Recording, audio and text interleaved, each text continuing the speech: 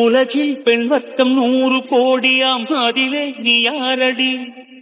சருகாய் அன்பே நான் காத்திருக்கிறேன், எங்கே உன் காலடி? மணி சரி பார்த்து தினம் வழி பார்த்து இரு விழிகள் தேய்கிறேன்.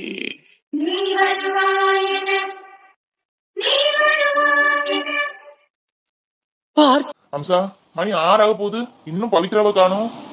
காலேஜ் தான் 4 மணிக்கே முடிஞ்சிருமே. நடந்து வந்தா கூட 5 மணிக்கு நம்ம வீட்டுக்கு வந்துடலாம். பஸ்ல வரக்கூடியவளுக்கு எதுக்கு இவ்வளவு நேரம்? இந்த நேரத்தை என்னடா 8 மணிக்கு வந்தா? ஏமா 8 மணின்னு கேட்டா ப்ராஜெக்ட்பா, ஜெராக்ஸ் கடையில் நினைன்னு சொல்லுதா. இங்க பாரு, ரொம்ப நேரமா ஆகாம பிள்ளை சீக்கிரம் வர சொல்லு. போன் போட்டு பாரு, காலம் கெட்டு கிடக்கு. நம்ம பிள்ளைல நம்ம தான் பாத்துக்கிடணும். என்னம்சா? ஆமா, முன்ன பின்ன காலேஜை பத்தி படிச்சிருந்தாதானே காலேஜ் எப்படி என்ன ஏதுன்னு தெரியும். வருவா எங்க போவா? அவளுக்கு இந்த வருஷம் கடைசி வருஷம்ல ப்ராஜெக்ட் அப்படி இப்படின்ட்டு என்னமோ கொடுத்துருக்காங்களாம். அதுக்கு என்னமோ ஒரு பேப்பர் கிடைக்கலையா, அதுக்கு ஒவ்வொரு லைப்ரரி ஒவ்வொரு கடைக்கடையா அலையாங்களாம். அதெல்லாம் சப்மிட் பண்ணாதான் மார்க் வருமா. எல்லாம் என்ன சொல்லிட்டு தான் இருக்கா. நம்ம பிள்ளைலாம் அந்த மாதிரி ஏதோ பிள்ளைல மாதிரி நினைக்காதீங்க. நம்ம பிள்ளைகள் நல்ல பிள்ளைகள். நம்ம ஒரு கோடு போட்டா தாண்டாத. நம்ம சரவணன் எடுத்துக்கோங்க, எப்படி இருக்கா, நமக்காகவே வாழ்க்கையே தியாகம் பண்ணிக்கிட்டு இருக்கான். அது மாதிரிதான் நம்ம பிள்ளையும். என்னம்சா, நம்ம பையன் நமக்காக வாழ்க்கையை தியாகம் பண்ணிருக்காதான் உனக்கு தெரியல? அப்ப நீ ஒரு நல்ல அம்மாவா இருந்தா என்ன பண்ணணும்? அன்னைக்கு எப்பா விடு, எங்களுக்கு வாழ்ந்தாச்சு, வாழ வேண்டிய வயசு கிடையாது. நீ உன் பொண்டாட்டி பிள்ளை கூட நல்லா இருப்பா, வந்து நம்ம வீட்டுக்கு கூட்டிட்டு வான்னு சொல்லணுமா வேண்டாமா? அதை விட்டுட்டு அவனை ஏற்றி விட்டுட்டே அம்சா. அந்த பிள்ளை எப்பேற்பட்ட பிள்ளை, நம்ம வீட்டுக்கு வந்த பிள்ளை, வாழ வந்த பிள்ளை, நல்ல பிள்ளை. என்ன அன்பு, என்ன பாசம், என்ன பணிவு, என்ன தன்னடக்கம். அப்படி ஒரு பிள்ளைய இந்த காலத்துல நம்ம பார்க்கவே முடியாது. நல்ல பிள்ளைய வாழ விடாம அனுப்பிட்டியே. என்னது, அவனுக்கு வாழ்க்கை நான் கெடுக்கன்னு நினைச்சேன். ஆனா நீங்க எல்லாம் இருக்கீங்களே, எந்த பெத்த தாயாது பிள்ளைக்கு வாழ்க்கை கெடுக்கன்னு நினைப்பாங்க. இப்படி 4 வார்த்தை சொல்லுங்க, அப்பதான் அந்த ஊரெல்லாம் என்ன தப்பா நினைக்கும். ஏங்க இப்படி வந்துட்டீங்க? இப்படி ஒரு புருஷனா? ஊர்வலத்துல பொண்டாட்டியை விட்டு கொடுக்காத புருஷங்களா பாத்துருக்கேன். இது அப்படி இல்ல, எங்க போனாலும் என்ன விட்டு கொடுத்துதான் பேசுவாரு. அப்படி உங்களுக்கு என்ன நான் பாவம் பண்ணேன்? பேர பிள்ளைகளை கூட்டிட்டு வந்துடலாம், மருமகளை வீட்டுக்கு கூட்டிட்டு வரலாம் ஆசையா தானே நீங்க எல்லாரும் போனோம். உங்களுக்கு தெரியாது அங்க நடந்தது. புருஷன் முன்னாடி என்ன நடந்தது எனக்கு எங்க தெரியும்? இருந்தாலும் அவன் மேலே தப்பு தான். இப்படி சொல்லாம பறையாம போவாள் அப்படி ஒரு பொம்பளை. அவன் மேல தப்பு வச்சுக்கிட்டு ஏமல தப்புன்னு சொல்லிட்டு இருக்கீங்க. இன்னும் இதை பத்தி பேசுனீங்க நடக்குது வேற. நம்ம பஞ்சாயத்து அப்புறமா வச்சுக்கலாம். சரவணன் நினைக்கிறான், என்னன்னு கேளுங்க. என்ன சரவணா, ஆபீஸ்ல இருந்து சீக்கிரமே வந்துட்டு? எதுவும் கல்யாண வீடா? இல்லப்பா, கல்யாண வீடெல்லாம் இல்ல. நான் உங்கள்கிட்ட ஏற்கனவே சொல்லணும்னு தான் நினைச்சேன். முதல்ல ஆஃபீஸ்ல கன்ஃபார்ம் ஆகட்டும், அதுக்கப்புறம் சொல்லலாம்னு தான் இருந்தேன். இன்னைக்கு தான்ப்பா கன்ஃபார்ம் ஆச்சு. அதான் அப்பா, இன்னும் நான் இங்கே ஒர்க் பண்ண போறது இல்லை. எனக்கு போஸ்டிங் கிடைச்சிருப்பா. ஒரு பேங்க் எங்க சார் பிரைவேட்டாக ரன் பண்ண ரொம்ப நாள் ஆசை. பிரைவேட்டாக ஒரு பேங்க் ஓப்பன் பண்ண போறாரு, ஒரு கிராமத்துல தான். அங்கே என்ன மேனேஜரா போஸ்டிங் போட்டிருக்காங்க. நான் தான் இங்கே இருக்கிறதுலே சீனியர், ரொம்ப ரொம்ப சீனியர். எனக்கு அப்புறம் வந்தவங்க எல்லாம் பெரிய பெரிய போஸ்டிங்கே போயிட்டாங்க. எனக்கு போஸ்டிங் நிறைய போட்டும் நான் வேண்டான்னு இருந்தேன். ஆனா இப்போ இருக்கிற சூழ்நிலையை பார்த்தா இங்க இருந்தா இன்னும் நான் ரொம்ப ஸ்ட்ரெஸ்ஃபுல்லா ஆயிரும்ப்பா. அதான் கிராமம்னா எனக்கு ரொம்ப பிடிக்கும். அது இல்லாமல் மேனேஜருங்கிறது பெரிய போஸ்டிங் வேற. அதான் பேசாம ஜாயின் பண்ணிடலான்னு இருக்கேன்ப்பா. சரவணா, நல்ல முடிவா எடுத்துருக்கப்பா, நல்ல முடிவா எடுத்துருக்க. நீங்க இருந்தாலும் உங்க அம்மா ஒன்றும் சும்மா இருக்க மாட்டா. அந்த பொண்ணை பாரு இந்த பொண்ணை பாருன்னு கட்டாய கல்யாணம் பண்ணியாவது உனக்கு கல்யாணம் பண்ணி வச்சிருவா. வேண்டாப்பா, பெண் பாவம் பொல்லாததுன்னு சொல்லுவாங்க. அவன் பொண்டாட்டி எப்படியாவது தேடி அவ கூட நல்லபடியா குடும்பம் நடத்தக்கூடிய வழியை பாருப்பா. 2 குழந்தைங்க, 4 என்னாச்சு, என் பேரன் பேத்தி பார்த்து இவ்வளவு மாசம் ஆகுது, ரொம்ப தேடுது. எங்களுக்கே அப்படி இருக்கும்போது உனக்கு எப்படி இருக்கும்? பெத்தவன் நீ. இங்க பாரு, நாங்க இருக்கோம், இல்லாவளி போறோம், எங்க கதை முடிஞ்சு போச்சு. எதையும் நினைக்காத, அதெல்லாம் மூட நம்பிக்கை. நீ உன் பொண்டாட்டி பிள்ளைய கூட சந்தோஷமா இருந்தாலும் எங்களுக்கு அது போதும். எப்படியாவது தேடி கண்டுபிடிப்பா. போலீஸ்லயாவது அந்த ஊர்ல போய் கம்ப்ளைண்ட் கொடுத்து தேடி நீ அவ கூட சந்தோஷமா இருந்தா போதும். இந்த வீட்டுல இருக்கணும் கூட இல்லப்பா, அந்த கிராமத்திலேயே கூட்டிட்டு போய் நல்லபடியா இருந்தா போதும். அது போதும். என் பிள்ளைக்கு வாழ்க்கை அப்படி ஆயிட்டேன்னு நினைச்சு எனக்கு ரொம்ப வேதனை. அப்பா, நல்ல விஷயம் பேசிட்டு இருக்க, எதுக்கு அபசகுணமா பேசிட்டு இருக்கீங்க? அதுவும் அவளை பத்தி. அவள்லாம் ஒரு பொண்ணா முதல்ல? அவளை போய் எனக்கு பொண்ணை பார்த்து கல்யாணம் பண்ணி வச்சிருக்கீங்களே, உங்களை சொல்லணும். அப்பா, அவளுக்கு நீங்க ஒரு வருஷம் நீங்களும் பார்த்துட்டு தானே இருக்கீங்க. மனசாட்சியை தொட்டு சொல்லுங்கப்பா. அவளுக்கு என்ன குறை வச்சேன், எதுல குறை வச்சேன்? என்ன மறைச்சிட்டா. சரி, மறைச்சது போட்டும், குழந்தை பிறந்தாச்சு. நான் ஒவ்வொருத்தன மாதிரி குழந்தை எதுவும் வேண்டாம் ஏதாவது நான் சொல்லியிருக்கலாம். இந்த காலத்துல என்ன இல்லாமோ நடக்குது. நான் அப்படி இல்லாம சொன்னேன், குழந்தைய எடுத்துட்டு வா, எனக்கு ஏன் அம்மா அப்பாவும் முக்கியம். நம்ம குழந்தைய எடுத்துட்டு போறோம்னா அவங்களுக்கு ஏதாவது ஆயிட்டுனா ஊர் உலகம் என்ன பேசும்பா. குழந்தை எந்த நேரத்துல வந்துச்சோ இப்படி ஆயிட்டுன்னு சொல்லுவாங்க. சொல்லது மட்டும் இல்லாம எனக்கும் மனசுக்கு வருத்தம் தானப்பா. நம்ம பிள்ளை வந்த நேரம் நல்லா இருக்குன்னு பார்த்தா நம்ம பிள்ளைக்கு அப்பா அம்மாவுக்கு உடம்பு முடியாம ஆயிட்டு நினைப்பேன்ல. அதுக்குதான் ஒரு குழந்தைய எடுத்துட்டு வா, அவங்க வளர்க்கட்டும். நான் என்ன எங்கேயாவது கொண்டு விடவா சொன்னேன்? காப்பகத்திலயோ இல்ல யாருக்குமாவது வித்துருன்னு நான் சொன்னேன் இல்லையே. அந்த பிள்ளை உங்க வீட்டுல வளரட்டும், அதுக்கு ஒரு ஆளை கூட நான் போடுறேன், காசை கூட கொடுக்கேன்னு தானப்பா சொல்றேன். இத கூட புரிஞ்சுக்க தெரியாதவ அவெல்லாம் ஒரு பொண்டாட்டியா? இதை புரிஞ்சுக்காதவ எதை எப்படி என்ன புரிஞ்சுக்குவான்னு நினைக்கிறீங்க? எனக்கு அவ தேவையே இல்லை. நாளைக்கு அவ என் கண்ணு முன்னா நின்னா கூட அவளை கண்டுக்கிடவே மாட்டேன். அவ்வளோ நான் டார்ச்சர் பண்ண விட மாட்டேப்பா. நான் என்ன அவளை எப்படி பார்த்துட்டேன்ப்பா. குழந்தை உண்டா நாள்ல இருந்து அவ்வளவு ஒரு குழந்தை மாதிரி நினைச்சு நான் பார்த்துட்டு இருந்தேன். ஆனா என்ன விட்டுட்டு என்ன கேவலப்படுத்திட்டு போயிட்டல. என் ஃப்ரெண்ட்ஸ் எத்தனை பேர் கேட்காங்க தெரியுமா? அவன் பொண்டாட்டி எங்க இருக்கான்னு கூட தெரியாம ஒரு வாழ்க்கை வாழ்றடான்னு சொல்லிட்டு சிரிச்சுட்டு கேட்கறவனும் இருக்கான், கிண்டல் பண்ணி பேசுறவனும் இருக்கான், வருத்தத்துல கேட்கறவனும் இருக்கான். நான் இத்தனை கிண்டல் கேலி இதுக்கு மத்தியெல்லாம் வாழ்ந்துட்டு இருக்கேன் தெரியுமாப்பா? அவளை கூட்டிட்டு வரணுமா? அவளை ரொம்ப முக்கியம் இல்ல. இப்போ அவ இருந்தா என்ன, இல்ல எங்கேயாவது போய் தொலைஞ்சா எனக்கு என்னப்பா? அதான் வேண்டான்னு வெட்டி விட்டாச்சுல. என்ன வேண்டான்னு போனவ கொட்டைசி வர அவ என் கூட சேர முடியாது. அவெல்லாம் ஒரு பொண்ணா? விடுங்கப்பா விடுங்க. அந்த பேச்சே எனக்கு பிடிக்கல. அந்த பேச்சை கேட்டா கூட எனக்கு கோமா ஆத்திரமா தான் வருது. வேண்டாம், நல்ல நேரத்தில் நல்லது பேசுன்னு நினைக்கிறேன். ப்ளீஸ்ப்பா. பவி வந்துட்டியம்மா? உனக்கு தான் அப்போதே கால் பண்ணேன், ரீச் ஆகல. பவிமா, அண்ணன் வெளியூருக்கு வேலைக்கு போறேன், நாளையிலிருந்து ஜாயின் பண்ணணும், இன்னைக்கு நைட்டே கிளம்பி ஆகணும். நீ தான் அம்மா அப்பாவும் நல்லபடியா பாத்துக்கணும். என்ன எந்த ஊருக்கு போறேன்? எப்படினே நீ இல்லாம அம்மா அப்பா நான் பாத்துக்கிறேன், இல்லைன்னு சொல்லல. ஆனா நீ இல்லாம எதுக்குனே இவ்வளவு நாள் இங்க தானே ஒர்க் பண்ணிட்டு இருந்த, இப்ப மட்டும் என்னவா இங்கே இருந்தேன்? உனக்கு பெரிய பெரிய போஸ்டிங் கிடைக்கலன்னு போனியா? இல்ல இப்ப மட்டும் என்னவா? ஒண்ணும் போக வேண்டாம், பேசாம இரு. பவித்ரா, எதுவும் பேசாத. அண்ணன் போகட்டும். போகட்டுமா? அவன் இங்க இருந்தா சிலவங்க வாழ விட மாட்டாங்க, வாழ விட மாட்டாங்க, சாவ விட மாட்டான்னு சொல்லுவாங்கல்ல, அந்த மாதிரி நிலைமையில அவன் உட்காந்துருக்கான். வெளியூர் போகட்டும். வெளியூர் போனாதான் அவன் மன குழப்பம் மாறி பழைய சரவணனா வாழ்வான். எனக்கு நம்பிக்கை இருக்கு. வெளியூர் போகட்டும், நீ பேசாம இரு. போயிட்டு வா சரவணா, போயிட்டு வா. தாராளமா போயிட்டு வாப்பா. உனக்கு தேவை இப்போ மன நிம்மதி. உனக்கு மன நிம்மதி ரொம்ப முக்கியம். இந்த ஊர்லயே அதுவும் இந்த வீட்டிலே இருந்தேன்னு வையேன், அது கண்டிப்பா உனக்கு கிடைக்கவே கிடைக்காது. வெளியூர் போ, 4 பேரை பார்க்கும்போது உனக்கு மனசு மாறும். நல்ல நிலைமை நீ வருவப்பா, எனக்கு நம்பிக்கை இருக்கு. போயிட்டு வா, போ, போயிட்டு வா. போய் போன்னா போடு, சரியா? சரிங்கப்பா. அம்மா போயிட்டு வரேன். மாத்திரை மருந்துலாம் ஒழுங்கா எடுத்துக்கோங்க. பவித்ரா பாத்துக்கோ, தினம் மாத்திரை தீருதா என்னன்னு ராத்திரி செக் பண்ணிக்கோ. அம்மாவுக்கு மாத்திரை எடுத்து கொடு. அம்மா போயிட்டு வரேன், எதுவும் நினைக்காதீங்க. அப்பா சொன்ன மாதிரி நான் வேலைக்காகவோ காசுக்காகவோ போகலாமா, எனக்கு மன நிம்மதி வேணுமா. மன நிம்மதி இல்லாம நான் தவிச்சிட்டு இருக்கேன். சரிம்மா, போயிட்டு வரேன். ஃபோன் பண்ணுவேன், எடுங்க. நான் ஃபோன் பண்ணாலும் எடுங்க, நீங்களும் ஃபோன் பண்ணுங்க. தினம் வீடியோ கால் பேசணும், சரிங்களாம்மா? துணியெல்லாம் பேக் பண்ணிட்டேன், கொஞ்சம் ரெஸ்ட் எடுத்துட்டு கிளம்பிடுவேம்மா.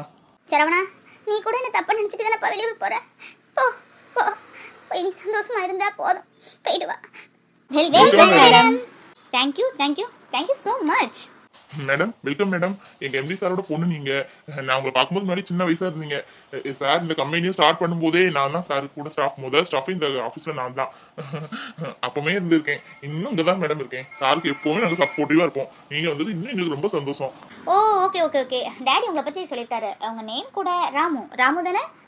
சொல்லியிருக்காரு. மேடம் நீங்கள் ரொம்ப அழகாக இருக்கீங்க. ஒன்று சொன்னால் தப்பாக எடுத்துக்க மாட்டீங்களே. மேடம் சாரோட பொண்ணு வெளிநாட்டிலலாம் படிச்சிருக்காங்க அப்படின்லாம் சொன்னாங்க. நாங்கள் நினச்சோம் நீங்கள் மாடர்ன் ட்ரெஸ்ஸாக தான் வருவீங்கன்னு.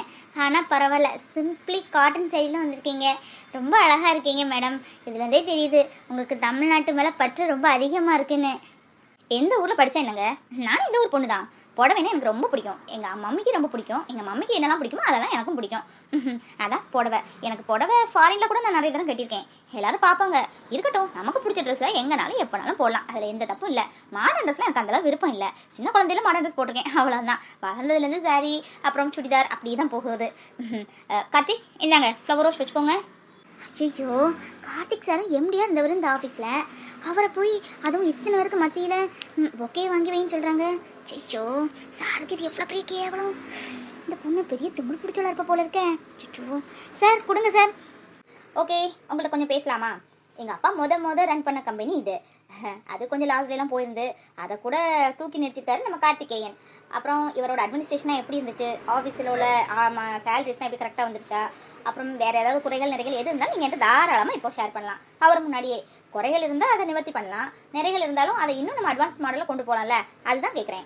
குறையெல்லாம் எதுவும் சொல்ல முடியாது மேடம், அப்படி ஈவனா போயிட்டு இருக்குது. ஆனா சார் வரதுக்கு முன்னாடி வர ரொம்ப ஹெவி லாஸ்ல போயிட்டு இருந்து ஆஃபீஸே கொடுக்குற நிலைமையில இருந்துச்சு. சார் எம்டி சார் கூட என்ன ஃபோன் பண்ணி கேட்டிருந்தாங்க நிறைய விஷயங்கள். கார்த்திக் அவங்க நல்லபடியா அட்மினிஸ்ட்ரேஷன் பண்ணிட்டு இருக்காங்க, நல்லா சூப்பராகவே போயிட்டு இருக்கு. நிறைய விஷயம் சொல்லலாம், குறைன்னு பெருசா எதுவும் சொல்லதுக்கு இல்லை. Okay okay. எனி லேடிஸ், உங்களுக்கு ஏதாவது குறைகள் நிறைகள் எது இருந்தாலும் நீங்கள் தாராளமாக ஷேர் பண்ணலாம். ஏன்னா ஒரு ஆஃபீஸுங்கிறது வெறும் எம்டியை மட்டும் வச்சு நடத்துறது கிடையாது. ஒரு ஆஃபீஸுங்கிறது ஒரு ஆலமரம் மாதிரி. அந்த ஆலமரத்தில் உள்ள வேர் எவ்வளோ ஸ்ட்ராங்காக இருந்தாலும் அதோட பிரான்ச்சஸ் நல்லா நீட்டாக கிளியராக எந்த பூச்சியும் இல்லாமல் அழகாக செழிப்பாக வளர்ந்தாதான் அந்த வேருக்கும் நல்லா அழகாக இடம் விட்டு போகும், அந்த பிரான்ச்சஸும் இன்னும் பெருசாக போகும். அது மாதிரி தான் நானும். எனக்கு வந்து எம்டி நம்ம கீழே ஒர்க் பண்ணுறவங்க அப்படி இப்படின்னு எந்த பாகுபாடும் கிடையாது. எல்லாரும் நான் ஈவனாக தான் நான் இது பண்ணுவேன். எங்கள் ஆஃபீஸ் முன்னேற்றங்கிறது அது உங்கள் கையில் தான் இருக்குது. நாங்கள் சேலரி கொடுக்குறோம், நீங்கள் அதுக்குள்ளே ஒர்க்கை கொடுத்து அதுக்குள்ளே இதை எஃபெக்டை போட்டால் தான் இன்னும் நம்ம மேலே வர முடியும். கார்த்திக் வந்து 3 மாதம் 4 மாதத்துக்கு ஆகுது, டேன் ஓவர் நல்லா பண்ணியிருக்காங்கன்னு சொல்லியிருக்காங்க. எனக்கும் என் டேடிக்கும் ஒரு சவால் என்னன்னா 3 மந்த்தில் அவர் 1 crore மேலே கொண்டு வந்திருக்காரு. அதே இதை நானும் 3 மந்த்தில் 1 crore மேலே கொண்டு வந்தால் நான் எப்போவுமே இந்த வேர்க்கை கன்டினியூ பண்ணலாம். இல்லை நீ கார்த்திக்கு அந்த போஸ்டிங்கை கொடுத்துடணும் டேடியோட சஜெக்ஷன். ஓகே, நம்ம எல்லாரும் சேர்ந்து எஃபெக்ட் பண்ணி போட்டு ஒர்க் பண்ணாதான் இன்னும் நிறைய பிரான்ச்சஸ் கொண்டு வர முடியும். இங்கே நான் பெர்மனெண்ட் எம்டியாக ஆக முடியும். அதுக்கு உங்களோட சப்போர்ட் எனக்கு எப்போவுமே தேவை. என்ன இன்னொரு பிரான்ச்சஸ் ஓப்பன் பண்ணுறதுக்கு எனக்கு ஹெல்ப் பண்ணுவீங்கல்ல? கண்டிப்பாக மேடம், கண்டிப்பாக. நாங்கள் ஒரு லேடிஸுக்கு கண்டிப்பாக சப்போர்ட் பண்ணுவோம். நீங்கள் தான் இனிமேல் இந்த ஆஃபீஸோட பர்மனெண்ட் எம்டி. நீங்கள் சொன்ன மாதிரி நம்மளோட ஆஃபீஸ் பிரான்ச்சஸாக போகணும். அதான் எங்களோட எதிர்பார்ப்பும் கூட. Okay, thank you for your supports. அப்புறம் முக்கியமான விஷயம், நான் அந்த டைமிங் பஞ்சுவாலிட்டிலாம் ரொம்ப பார்ப்பேன். எனக்கு அந்த பஞ்சுவாலிட்டி இல்லாமல் இருந்தால் சுத்தமாக பிடிக்காது.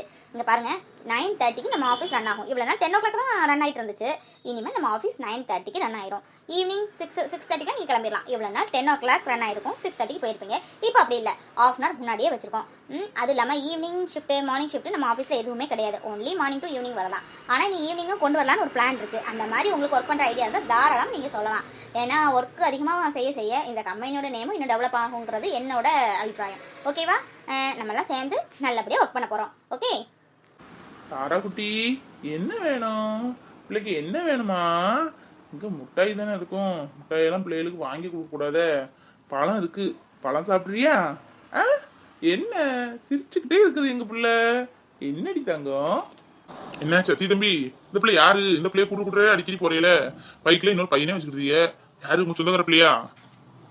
ஏனே நம்ம தூரத்து சொந்தம், நமக்கு வேண்டப்பட்ட பிள்ளைய தானே. ரெட்ட குழந்தைங்க. இன்னொரு குட்டி பாப்பாவை பைக்ல வச்சு கூட்டிட்டு போவான்ல, அவனும் இந்த குட்டி பாப்பாவும் அண்ணன் தங்கச்சி ரெட்ட பறவைங்க. நானா ரொம்ப விருப்பம். எங்க போனாலும் தூக்குங்கன்னு கையை போட்டுட்டே நிற்கும். அப்படியே தூக்கி ஒரு ரவுண்ட் அடிச்சு வீட்டில் கொண்டு விடுவேன். அப்புறம் பிள்ளைகளுக்கு பழம் இருந்தால் கொடுங்கண்ணே. நல்ல பழுத்த பழம் வேண்டாம், காயாட்டும் வேண்டாம், மீதை மட்டும் எடுங்க. ஏன்னா சளி பிடிச்சிருக்கு பிள்ளைகளுக்கு. என்ன பாட்டி, பார்க்கவே முடியல உங்களை. முன்னாடிலாம் வீட்டு பக்கம் வருவீங்க, இப்போ ரொம்ப பிஸி போல இருக்கே. என்ன இந்த பக்கம் காலங்காத்தால? அட சத்தி, எப்படி பாருக்க? நல்லா இருக்கியா? இது என்ன உன் குழந்தையா? 2 பிள்ளைய தூக்கிட்டு போகிறேன், நானும் பார்க்கேன். யாரு? ரெண்டாவதும் கல்யாணம் பண்ணிட்டேயா? அட என்ன பாட்டி, குழந்தைய தூக்கிட்டா போதுமே உடனே கல்யாணம் ஆயிடுச்சான்னு கேட்டுருவீங்கள? கல்யாணம்னா நமக்கு இன்னும் என்ன போகிற காலத்தில். இது நமக்கு வேண்டப்பட்ட பிள்ளைய. நம்மகிட்ட கொஞ்சம் இருக்கும், அழுதுட்டு இருந்து அதான் கடை எழுதி தூக்கிட்டு வந்தேன். ஆமாம், என்ன கடை பக்கம் வந்திருக்க? என்ன குளத்துக்கு போறியோ குளிக்கிறதுக்கு? சத்தியா, சத்தி தான் சரியே சொல்லிட்டேன் பேரு. ஆமையா, உடம்பெல்லாம் ஒரே சூடு பிடிச்சி கிடக்கு. குளிச்சுட்டு வரலான்ட்டு தான் நிற்கேன். சோப்பு இல்லை, அதான் ஊடு சீசை பாயிண்ட் போகலான்ட்டு குளிச்சோமா. துணி சோப்பு போட்டால் வேலை முடிஞ்சு பத்தியா. மணி 10:30 ஆகுது. 11 மணிக்குள்ளே போனேன், 12 மணிக்குள்ளே வந்துடலாம். வந்து சோத்தாக்கி சாப்பிட்டுட்டு சத்த படுக்கலாம்ல. எப்பா ஊருசி சோப்பை கொடு, அப்புறம் அந்த 10 ரூபாய் லக்ஸு சோப்புண்ட அதையும் ஒன்று கொடு. எல்லாம் கணக்கில் எழுதிக்க, என் மாவன் வந்து கொடுப்பான். என்ன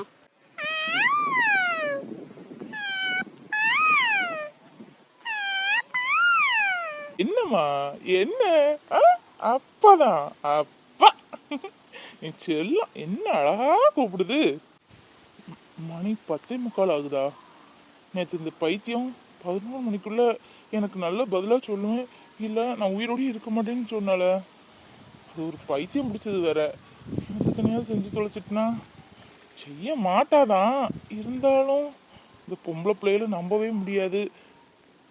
மாமா, நான் உன்னை சுற்றி வரதுனால என்னோட அருமை உனக்கு தெரிய மாட்டேங்குல. பாரு, நாளைக்கு நான் யாரும் உனக்கு காமிச்சு தரேன். நான் உயிர் போகிறா இருந்தால் கூட உன்னை நினச்சிட்டு தான் போகும். நாளைக்கு 11 மணிக்குள்ள நீ ஏன் என்ன லவ் பண்ணுறேன்னு சொல்லலை. சொல்லுங்க, அது என்ன சொல்லலை? ஒரு வேலை சொல்லலைன்னு வையன், நான் உயிரோடய இருக்க மாட்டேன். அதுக்கப்புறம் 11 அஞ்சுக்கப்புறம் என்னை நீ பார்க்கவே முடியாது. தப்பான முடிவு எதுவும் எடுக்க மாட்டாதான். இருந்தாலும் அது பைத்தியம் பிடிச்சதாச்சே. இதுக்கு ஏதாவது செஞ்சுட்டுனா போய் பார்ப்போம். பைக்கில் ஒரு எட்டு என்னமோ ஒரு மாதிரியாக இருக்குது. பார்த்து மாமாட்ட அத்தைக்கு 4 என்னன்னு இந்த பிள்ளைய கேளுங்கன்னு சொல்லிட்டு வருவோம். என்ன ராஜேந்திரா, பிள்ளைங்க கைமா அதைதான் கொஞ்ச நாள் கொண்டு கேட்டால் சொந்தக்கார பிள்ளைங்க சொல்லி தான். இந்த பிள்ளைகளுக்கு அம்மாவையும் ஒரு பைக்கில் வச்சு கூட்டிகிட்டு வந்தானமே நம்ம கீரை தெரு ராதா. அவள் சொன்னான், என்ன நடக்கோ ஏது நடக்கோ, பொண்டாட்டி செத்தா புருஷன் புது மாப்பிள்ளைன்னு சொல்லுவாங்க. புது மாப்பிள்ளை இருந்தாலும் சந்தோஷம்தான், நல்ல பையன். அந்த குத்தியும் கேட்க என்னன்னு சொல்ல, ஐயன் நல்ல பையன்தான், என்ன பண்ண பஞ்சு நெருப்பும் பக்கத்துல இருந்தா பத்திக்குன்னு சொல்லுது சரியா தான் இருக்கு. அன்னைக்கு மழை பெஞ்சில அப்ப என் பொண்டாட்டி மாடி துணி கிடக்கு எடுக்க போயிருக்கா. பார்த்தா கீழே இந்த பையன் படுத்து கிடக்கான். அந்த புள்ள உட்காந்துருக்கு பக்கத்துல ஏதோ புருஷன் முன்னாடி மாதிரி ரோட்டை வந்து பேசிட்டு இருந்துக்காக மழைன்னு கூட பார்க்கலையாம. அவளுக்கு பார்த்துட்டு ஒரு மாதிரி ஆயிடுச்சு. என்ன இந்த கூத்து இப்படி நடக்குது ரோட்ல அப்படின்னா நம்ம என்ன செய்ய முடியும், யார்கிட்ட சொல்ல முடியும்? அடாச்சி இப்படி நம்ம கூட நடக்கும். ஐயே ஊரே கெட்டு போச்சு போல இருக்க. நல்ல பையன்ல நினைச்சேன். பிடிச்சிருச்சுன்னா அந்த கிளவிட்ட சொல்லி கல்யாணத்தை பண்ணி வைக்க வேண்டியதானே. ரோட்ல இருந்து பேசுறதுக்கு என்ன இருக்கு? என்னத்த சொல்ல பாட்டி, நம்ம என்ன சொல்ல முடியும் சொல்லு. சும்மா ஏத்தலாம் சொன்னா கரைப்பாரு கரைச்சா கல்லஞ்சும் கரைஞ்சு போகுன்ட்டு கரைஞ்சு போனானோ என்னமோ தெரியலையே. இவனுக்கு அப்பத்தாவை பார்த்துக்கிட்டு 4 கேள்வி கேட்கேன். இந்த பயலுக்கு கல்யாணத்தை முடிக்கிறத விட்டுக்கிட்டு ஊரில் உள்ள ஊடிதான் பேசிட்டு தெரியானே என்னன்னு.